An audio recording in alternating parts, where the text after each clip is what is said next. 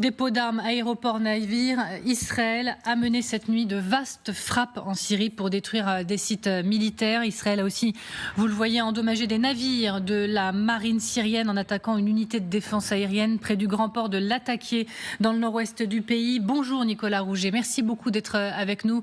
Vous êtes à Jérusalem, je ne sais pas si vous êtes encore arrivé parce que vous étiez en route tout à l'heure pour Jérusalem. Que cherche à faire Nicolas, Israël chez son voisin syrien ? Alors, il faut rappeler d'abord qu'Israël ne prend pas officiellement responsabilité. On a demandé, évidemment, je ne suis pas le seul journaliste étranger à avoir demandé plus d'informations publiques de la part d'Israël. Pour l'instant, il ne s'exprime que anonymement, mais de sources sécuritaires, ce qu'on sait, c'est qu'évidemment, Israël cherche à certains côtés à tirer le profit du chaos qui se passe en Syrie. Alors, une source sécuritaire a dit que c'était peut-être la plus grosse opération israélienne aérienne menée de son histoire. Donc, on parle vraiment de quelque chose de très important. C'est phénoménal ce qui est en train de se passer sur le territoire syrien pour les militaires israéliens. On savait déjà depuis longtemps qu'ils étaient un petit peu dans l'appréhension par rapport à ce qui se passait, en particulier sur le fait que des armes chimiques pourraient tomber aux mains des rebelles, ou même pas forcément des armes chimiques, mais aussi des armes conventionnelles de l'armée syrienne pourraient tomber aux mains des rebelles. Ils ne font pas confiance du tout à ces rebelles qui pourraient évidemment avoir des tendances islamistes.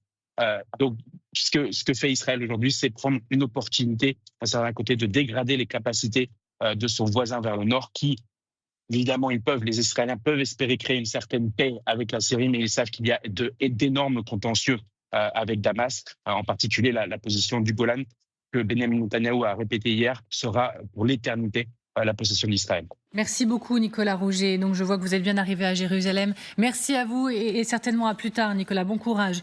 Guillaume Audin, on va regarder cette région du Golan puisqu'il en parlait Nicolas Rouget, c'est important. Israël qui poursuit son avancée dans cette région et qui viole un accord de l'ONU au passage. Je vous repose la même question. Que cherche Israël ? À profiter d'une situation qui pour le moment est à son avantage, c'est-à-dire que tout ce qui menaçait cet État, ce qu'on appelait la ceinture de feu, donc le Hamas à Gaza, le Hezbollah au Liban et également la Syrie dans une certaine mesure, puisqu'il y a une frontière commune avec ce plateau du Golan qui a été annexé et qu'on voit sur la carte, et sur laquelle a déployé cet État des troupes, des chars. Certains des chars israéliens sont entrés et ont violé le territoire syrien, tout ça accompagné d'un certain nombre de frappes, comme ça a été rappelé, sur des dépôts d'armement stratégiques qui étaient en possession de Bachar el-Assad.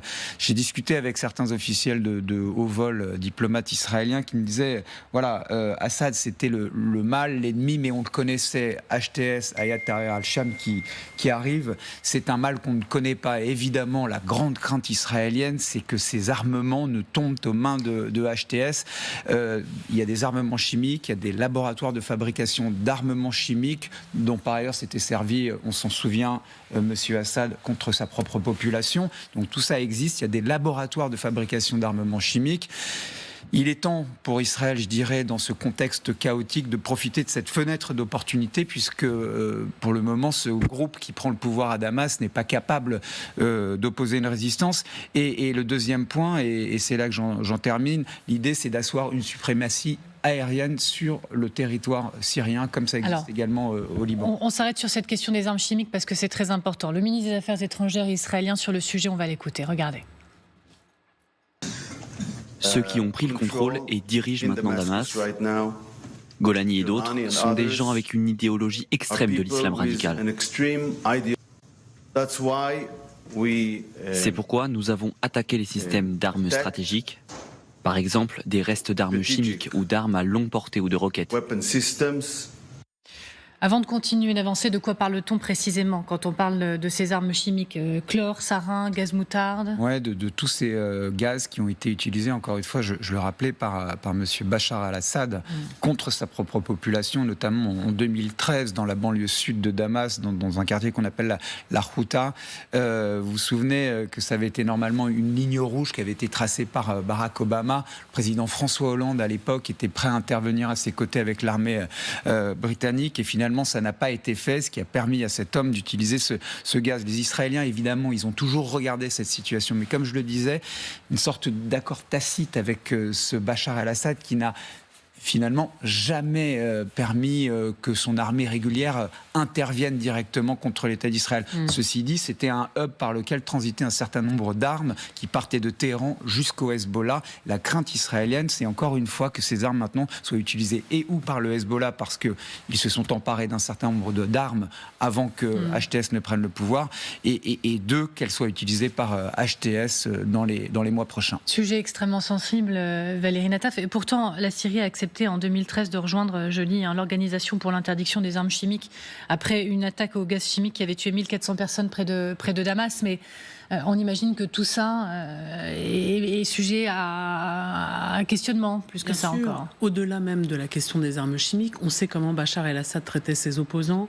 Les barils remplis de napalm lancés sur des quartiers où vivaient des opposants, où prospérait d'une certaine manière une forme d'opposition au régime.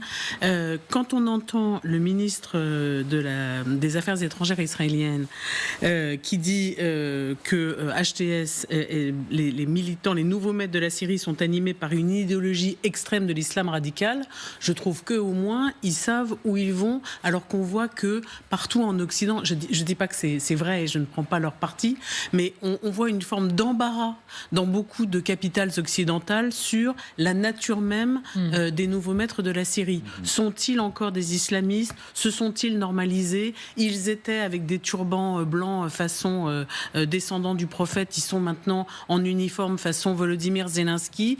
Quelle est la nature des nouveaux maîtres de la Syrie? Pour les Israéliens, eux, c'est clair.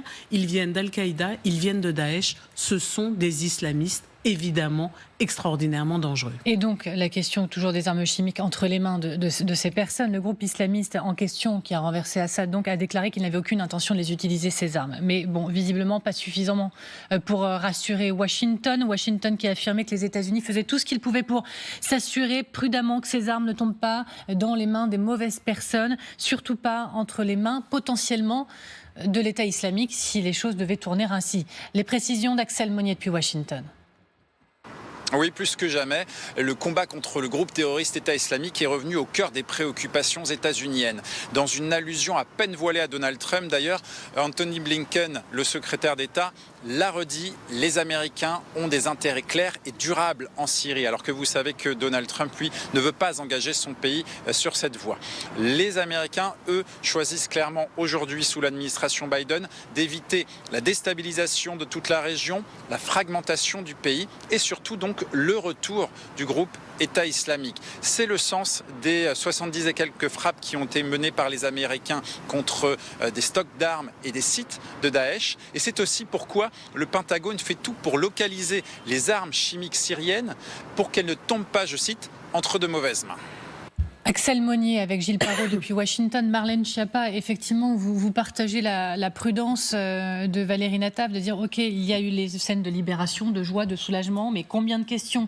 Qui sont ces hommes? Que font-ils? Que feront-ils d'armes telles que des armes chimiques? Je partage complètement ce qu'a dit Valérie Nataf, y compris sur la position d'Israël. Moi, je pense qu'Israël n'a pas le luxe aujourd'hui de se permettre de douter, ou n'a pas le luxe du bénéfice du doute sur la forme de régime qui va prendre la suite de Bachar al-Assad. La vérité, c'est que c'est un énorme saut dans l'inconnu et que les données dont dispose Israël et dont nous disposons aussi d'ailleurs visent à dire que manifestement on va vers un des régimes islamistes les plus durs. Vous savez, ça me fait penser à la chute du Shah d'Iran. Au moment où on s'est dit que c'était fabuleux de mettre fin à des années de dictature, où on ouvrait les geôles, on ouvrait les prisons et on disait enfin la démocratie, et où en fait les islamistes derrière ont repris le pouvoir extraordinairement rapidement pour un régime, alors je serais mal placée pour le qualifier de pire, mais en tout cas qui ne correspondait pas aux attentes démocratiques. Moi je veux dire qu'il y a une préoccupation particulière pour le peuple de Syrie qui a été déjà frappé très durement. On l'a dit, il y a des prisons qui ont été qualifiées de cimetières humains par Amnesty International. Je crois que toutes ne sont pas encore ouvertes. Les récits des reporters sur place sont assez glaçants. Ils disent qu'ils ouvrent des geôles, ils ouvrent des charniers qu'ils découvrent dans des caves de prison. C'est très préoccupant. Les Syriens ont vécu aussi les frappes russes. On a parlé de 8000 morts à l'époque. Et là, ils vivent ces frappes. Donc même si on comprend évidemment qu'Israël n'a pas le luxe de donner le bénéfice du doute au régime qui suivra Bachar al-Assad, on peut aussi être très préoccupé pour la population syrienne aujourd'hui.